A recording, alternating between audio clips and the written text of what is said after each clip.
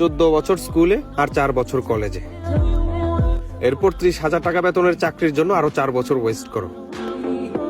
আরে ভাই, এটা জীবন না, দাসত্ব। এর চাইতে ভালো অন্য কিছু ট্রাই করো।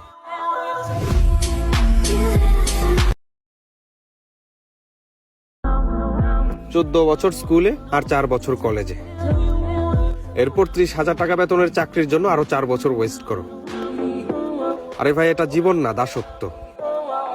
এর চাইতে ভালো অন্য কিছু ট্রাই করো।